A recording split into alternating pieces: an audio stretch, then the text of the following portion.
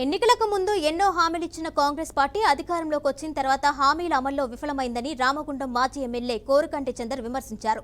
పెద్దపల్లి జిల్లా గోదావరిఖండ్లో నల్లజెండాలతో బీఆర్ఎస్ శ్రేణులు bike rally, రామగుండంలో రాస్తారోకో నిర్వహించారు.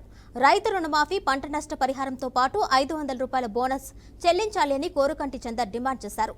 ఇచ్చిన హామీలను నెరవేర్చుకుంటే కాంగ్రెస్ నేతలను గ్రామాల్లో తిరగనివ్వబోమని ఆయన హెచ్చరించారు.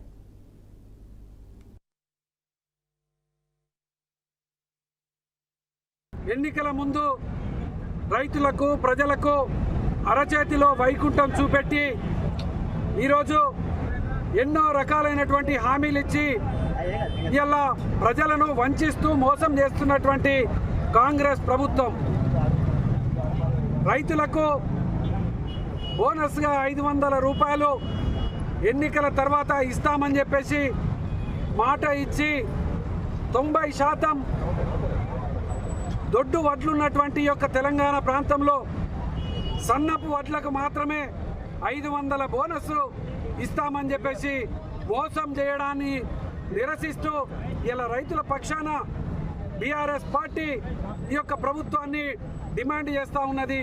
వెంటనే దొడ్డు వడ్లకు కూడా ఈ యొక్క రాష్ట్ర ప్రభుత్వం క్వింటాల్కు 500 రూపాయలు బోనస్ ఇవ్వాలని డిమాండ్ చేస్తూ ఉన్నాం.